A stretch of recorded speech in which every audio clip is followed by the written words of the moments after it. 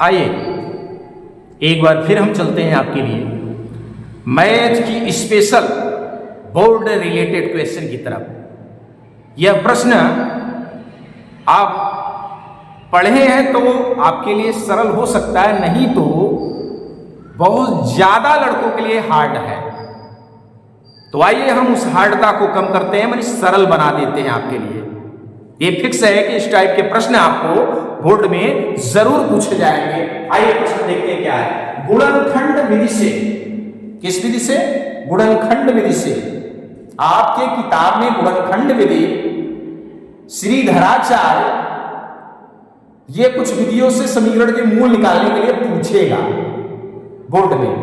तो यहां पे हम बता रहे हैं गुणनखंड विधि से ये द्विघात समीकरण देख रहे हो ना, क्या रूट में 2x² plus 7x plus 5 root में 2 बराबर में या इक्वल टू 0 के मूल ज्ञात कीजिए। गुणनखंड विधि से ये द्विघात समीकरण के मूल ज्ञात करना है। तो डालिए हल, और हल डालने के बाद अपने प्रश्न को यहां पे एक बार उतार लीजिए। चलिए उतार लेते हैं। रूट में 2x² plus 7x plus 5 root में 2 इक्वल टू 0 उतर गया। चलिए अब क्या करना है, इसमें सारे बच्चे ध्यान रखें कि अगर इस एलिमेंट को द्विघात समीकरण के स्वरूप से कंपैरिजन करें तो क्या होता है? द्विघात समीकरण का रूप क्या होता है आपको पता है ना? ax² plus bx plus c बराबर 0, यही होता है। यानी पहला वाला a, दूसरा b, तीसरा c अक्षर पर। तो इसमें आपको ध्यान देना है कि x² का गुणांक जो a है, यहां पे देखो x² गुणांक यहां जो है a, अगर कोई नंबर है, नंबर मतलब एक को छोड़ करके, एक को छोड़ दिया जाए 2, 3, 4, 5 या रूट में 2 कुछ भी, तो हम क्या करेंगे? हमें करना क्या है उसको देखते हैं। हमें इस a का इस लास्ट में c यानी अचर पद से पहले तो आपस में मल्टी कर लेना है, गुणा। तो आइए गुणा कर लेते हैं। रूट में 2 इंटू 5 रूट में 2। आपको पता होना चाहिए कि रूट में 2 इंटू रूट में 2 का गुणा करेंगे, ये दोनों रूट सेम है तो ये हो जाएगा 2 और इंटू में 5 है इसके साथ, तो 5 गुना 10 हो जाएगा। कितना हो जाएगा? तो 10। अब इसी 10 का आपको क्या करना है, ध्यान से देखिए। इसी 10 का आपको फैक्टर करना है, और ये फैक्टर ऐसा करिए कि लास्ट में जो अक्षर पद के पहले का सिंबल देखिए प्लस है, तो प्लस करके ही यहां बीच का पार्ट यानी 7 लाना है। ठीक है, आइए फैक्टर करते हैं। 2 पंचे 10 और 5 एकम 5, ये हो गया। ये दोनों फैक्टर बन रहा यानी 5 2 7, और मल्टी करिए तो ये जो आपका मल्टी a और c का करने पर आया था वही आया है 10। तो ये अगर ऐसे अगर आ गया तो मानिए कि आपका प्रश्न फैक्टर ये सही किया है। इसी फैक्टर से तुम्हें निकालना पड़ता है। फैक्टरों के आगे के जो नंबर्स होते हैं आपस में मल्टी करके, ठीक है, मल्टी करिए, ऐड करिए, मल्टी करिए, देखिए कुछ नंबर्स जुड़ रहा होगा, कुछ घट रहा होगा, किसी न किसी प्रकार से ये बीच वाला आपको प्राप्त करना है। आइए तो क्या करते हैं, रूट में 2x² प्लस 7 का पार्ट करिए और लिख दीजिए कितना 5 प्लस 2, और बाहर जो x है वो इंटू में ब्रैकेट्स में रख दीजिए बाहर, और प्लस में लास्ट में जो नंबर c वाला है उसको उतार दीजिए, बराबर 0 दिखाते चलिए। अभी इसके बाद क्या करना है आप कहेंगे, इसके बाद जो x है इस ब्रैकेट्स के बाहर इंटू में इसका इसमें मल्टी कर दीजिए, इसका इसमें। आइए आगे वाला नंबर अभी तक उतारते चलते हैं। और प्लस यहां ध्यान देना, इस जगह अगर प्लस है तब तो ठीक है, कोई अंतर, यहां माइनस हो जाएगा। अगर है अदर्स वालों में तो ये माइनस ब्रैकेट्स खुलने पर अंदर के सारे चिन्ह को बदल देते हैं। ध्यान देना, जहां प्लस होगा वहां माइनस हो जाएगा, माइनस होगा वहां माइनस माइनस प्लस हो जाएगा। तो आइए मल्टी भी करिए और ब्रैकेट्स खोल दीजिए, प्लस 5x और 2 का करेंगे तो प्लस 2x, ठीक है, प्लस ये आगे है 5 रूट में 2, ध्यान दीजिए, बराबर 0। ये अब कुल टोटल 1 2 3 4 4 पार्ट में बढ़ चुके हैं। तो पहले दोनों को और लास्ट के दोनों को आपस में देखिए कॉमन क्या है, दोनों में ऐसी कौन सी नंबर या कौन सी संख्या है जो दोनों में मिल रही है।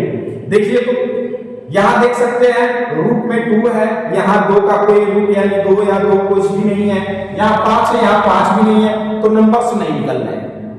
अब नंबर्स को छोड़कर कोई चर राशि देख लेते हैं x y z, तो x यहां 2 है, यहां 1 है, तो 1 मिल रहा है तो 1 को निकाल लेते हैं।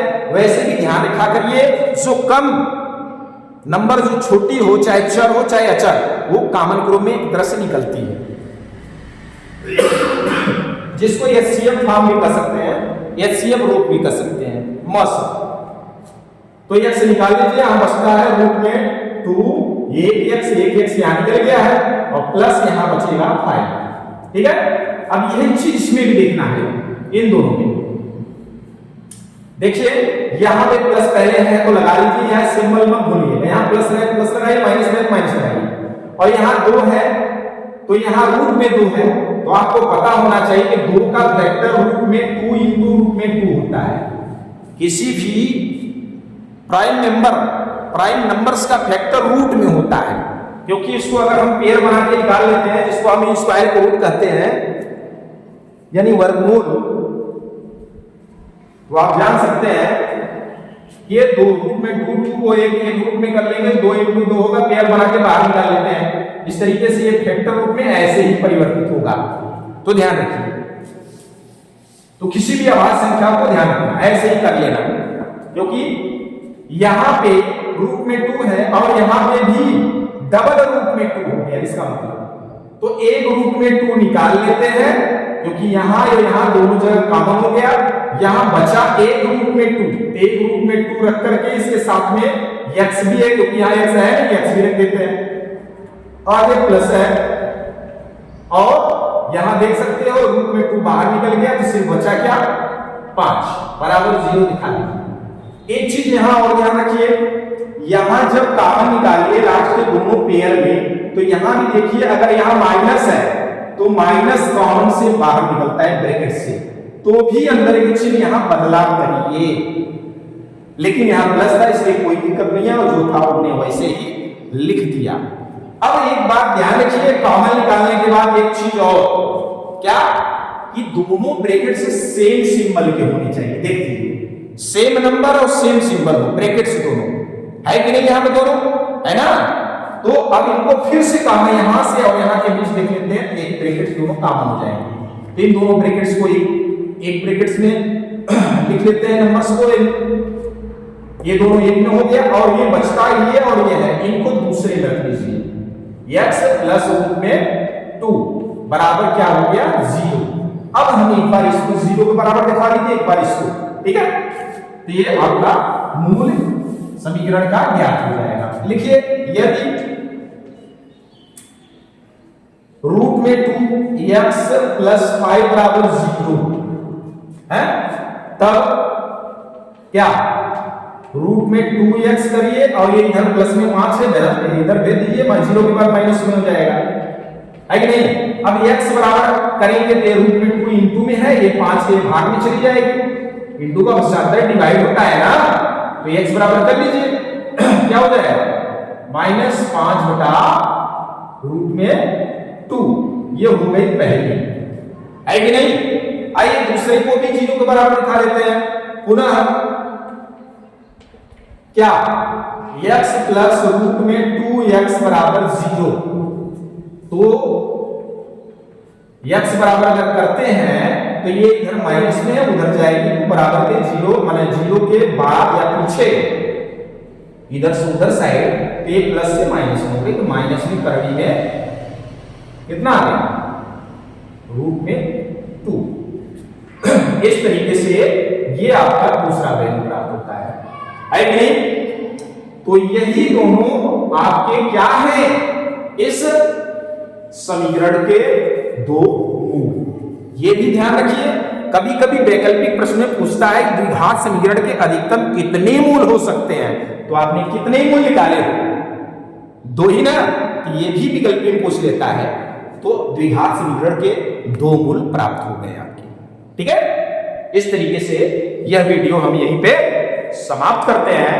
हमें उम्मीद है मेरे प्यारे बच्चों ये वीडियो बहुत अच्छे ढंग से आपको समझ में आई होगी।